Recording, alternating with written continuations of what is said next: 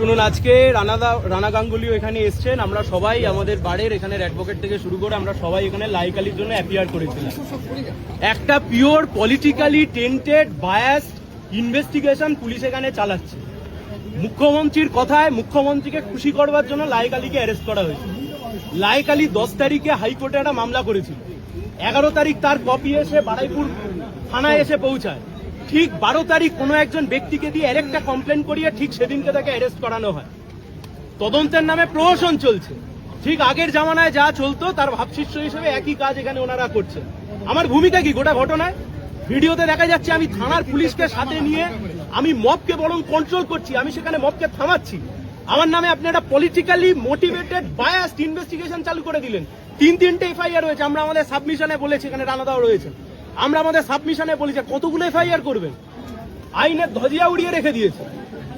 গোটা কোর্ট চত্বরকে একটা mob attack করবার জন্য সেখানে দাঁড় করিয়ে রেখেছে। কি ছুড়বেন? ডিম ছুড়বেন?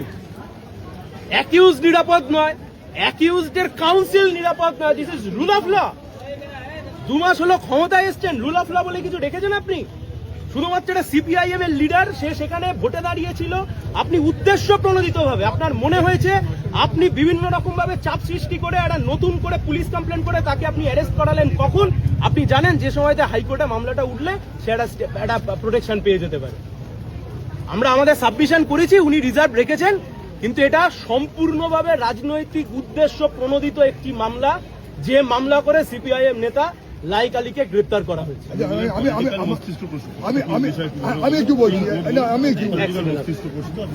অবশ্যই পলিটিক্যালি মস্তিষ্ক প্রসূত মুখ্যমন্ত্রী বলছেন ধর্ষণের ঘটনাকে সুপারসিড করবার জন্য গোটা বিষয়টাকে কমিউনাল অ্যাঙ্গেল দিয়ে হিন্দু মুসলিম করার চেষ্টা করছেন। আমার ভূমিকাটা কি? আমি পুলিশকে সাথে নিয়ে গিয়ে মবকে কন্ট্রোল করেছি, এটা আমার দোষ? আমি প্রতিবাদী কণ্ঠ হিসেবে গিয়ে ভিকটিমের ফ্যামিলির পাশে দাঁড়িয়েছি, এটা আমার দোষ? আজকে এমন একটা সিচুয়েশন তৈরি করে দেওয়া হলো ধর্ষণের ঘটনাকে সুপারসিড করে এই ঘটনাকে সামনে নিয়ে চলে আসল। লাইক আলী কি টেররিস্ট নাকি? আপনি যা পুলিশের আয়োজন করেছেন, যা পুলিশের বন্দোবস্ত করেছেন, এই কাজ যদি ঠিক মতো করে করতেন তাহলে বাচ্চা মেয়েটা রেপড হয়ে খুন হতো না, তার পরবর্তী ঘটনাগুলো ঘটতো না। আমি একটা কথা বলি, ভারতবর্ষের আইনটা খুব পরিষ্কার। একই ঘটনায় ইতিমধ্যে 4টে মামলা, একটা পক্সোকে, আর এর বাইরে একটা মব লিঞ্চিং, একটা হয়ে গেছে, মার্ডার কেস, পুলিশকে মারা, এসব হয়ে গেছে। তাহলেও দ্বিতীয় এফআইআর সেই ঘটনায় আরেকটা এফআইআর হয় না। তথাপি যেহেতু মুখ্যমন্ত্রী বলে গেছেন অতৃপ্ত আত্মা, যেহেতু মুখ্যমন্ত্রী বলে গেছেন নির্দোষ, তাই একটা ভুয়ো কমপ্লেন করে পুলিশের রিমান্ডেই 3টে কেসের উল্লেখ আছে। তাহলে 4র্থ কেস আবার আসবে কি করে সেটা আমরা পর্যন্ত বুঝতে পারিনি। আইনে এর কোনো ব্যাখ্যা নেই। এটা গায়ের জোরের বিষয় হচ্ছে, এটাই হচ্ছে মস্তিষ্ক প্রসূত, এটাই হচ্ছে রাজনৈতিক ভেন্ডাটা। এইটাই আমরা সাধারণত বলেছি এবং বলেছি যে পরিবারের লোকজন, দুজনের পরিবার যে মারা গিয়েছে, তারা বলছে লাহেক আলী কারোর বাড়িতে যাননি, শুধুমাত্র ওই ঘটনাস্থলে গিয়েছেন। তারা ইন্দ্রজিতের বাবা মা বলেছে লাহেককে আমরা চিনি না, এবং এর বাবা মা বলেছে যে লাহেক তার বাড়িতে যায়নি, শুধুমাত্র রাস্তায় কি গন্ডগোল পাকানোর জন্য গিয়েছে। এটা কিন্তু রাজনৈতিক প্রশ্ন। 27টা ধারায় মামলা রুজু করেছে, 27টা ধারা। রেল লাইন উপড়ানো থেকে পুলিশকে মারধর করা, আমি নাকি পুলিশের কয়েদি ছাড়িয়ে নিয়ে চলে গেছি, ফরওয়ার্ডিং এ লিখেছে। হাস্যকর বিষয় তৈরি করছে রাজ্যের বুকে পুলিশ প্রশাসন।